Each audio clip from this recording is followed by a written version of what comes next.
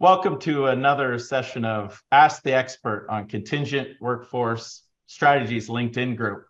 This is a really cool topic today because we're looking at reports and we're seeing the fastest growing area of the contingent workforce and the workforce is the healthcare industry.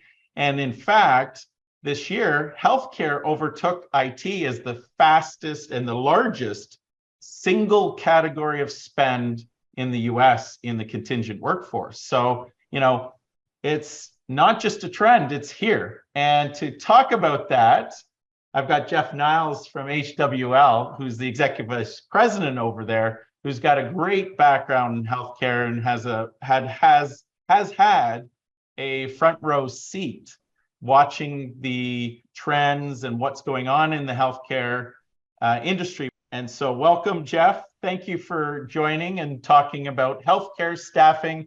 And I'm calling this our 101.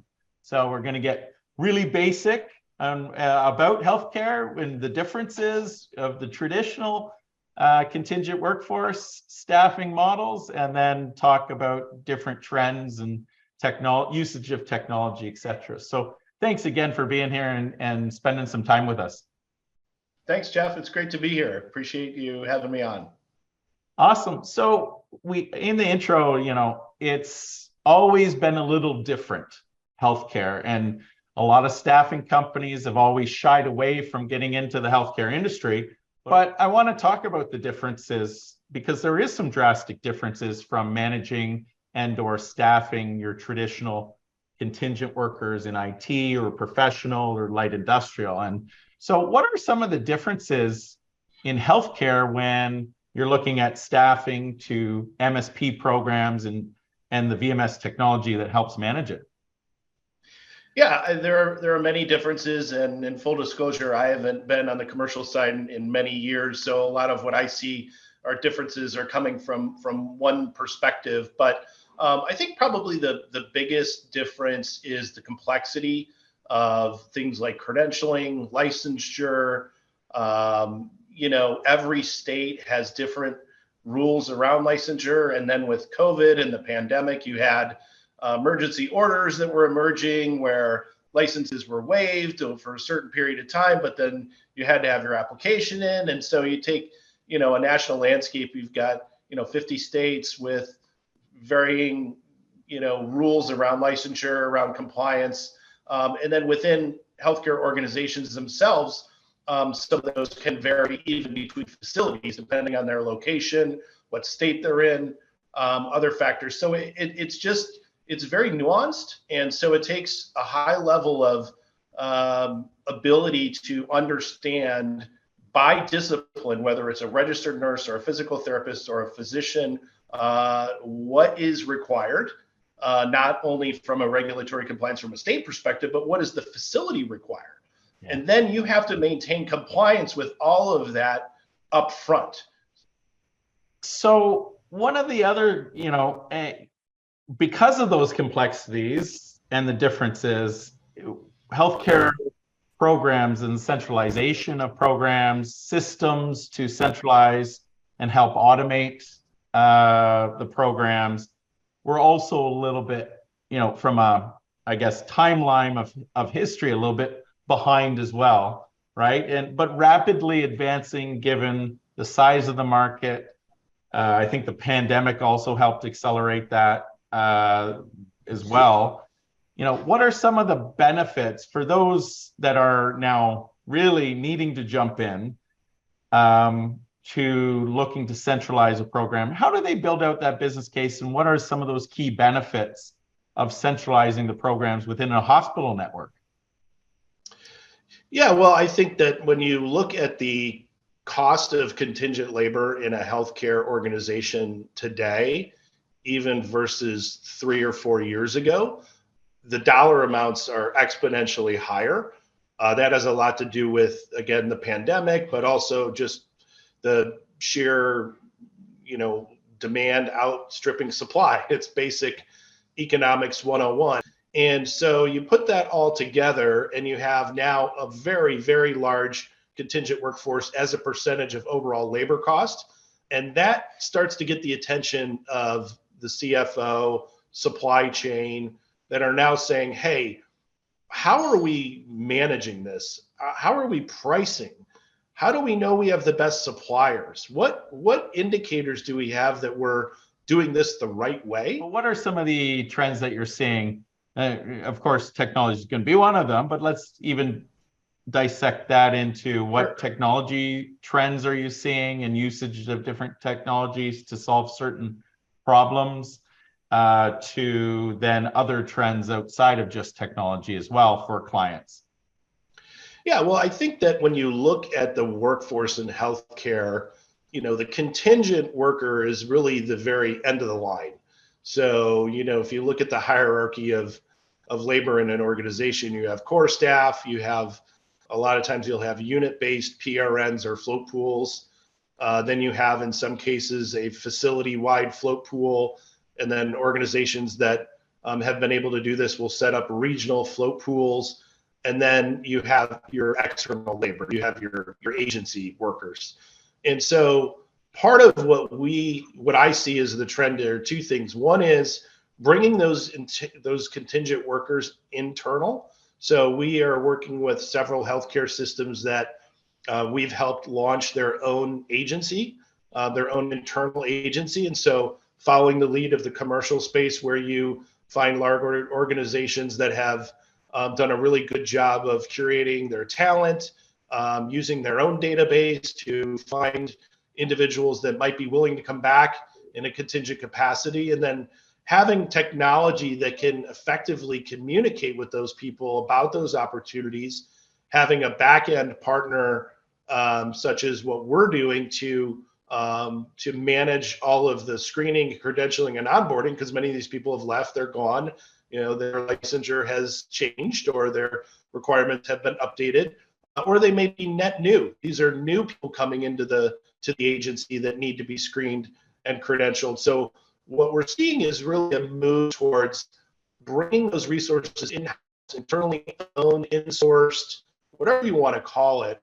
But healthcare organizations have been trying to do this for years. But I think what the pandemic has brought to bear, as well as just the sheer volumes, is that you really need someone to do it for you. You try to do it yourself. Any good organization is really good at focusing on their core competency and partnering or insourcing or outsourcing the areas that, while they have huge impact on their business, may not be core. And so in the traditional contingent workforce world, that would be direct sourcing, they've called it. Correct. Yep. What I heard you say is developing an internal agency for the enterprise or the hospital network. So they're sourcing or directly sourcing their own people.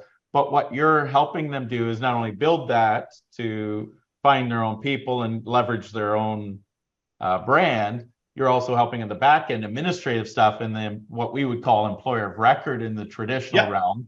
That's right. But there's a complexity to that, of course, with the licensing and the credentialing on the employer of record side. So interesting the terminology differences, but a lot of the same stuff, right? That's cool. Yeah, it is. And I think, we use the term internal agency or private label agency, because when you say direct sourcing, that is a little bit of a catch-all term.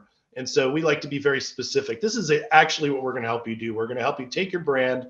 We're going to help you find people or mine your own database for people. And then we're going to employ them through a third party. Or in some cases, we have health systems that they want to employ them. And that's fine too. That's just a different employment model, but still the work needs to be done. It's interesting, just like in the general marketplace, you're seeing more and more freelancers, and you're seeing that trend in healthcare too with the travel nurses, and this idea of building talent pools that, picking up shifts and could be at different companies and different health networks that a couple of different nurses or doctors or healthcare professionals are registered with. So, and it's an overused term, but the Uberization, really that whole idea of the freelance and independent workforce is Yep. also shifting and becoming more prevalent in the healthcare sector as well. Yeah, and I think the other evolutions that we're starting to see are healthcare systems that are not related in any way from a financial perspective. They're separate organizations in separate geographic regions, but have different seasonal needs. So, for example, I live down here in Tampa, Florida, and in the winter months, so from October to right about now is the high season, especially in areas where you have a lot of snowbirds.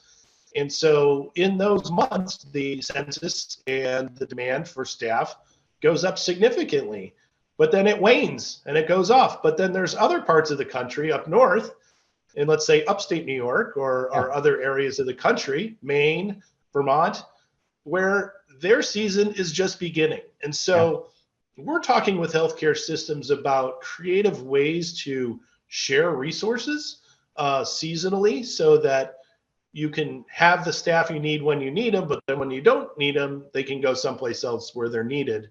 And so I think there's an enhanced desire and openness to creativity in healthcare that I've never seen before.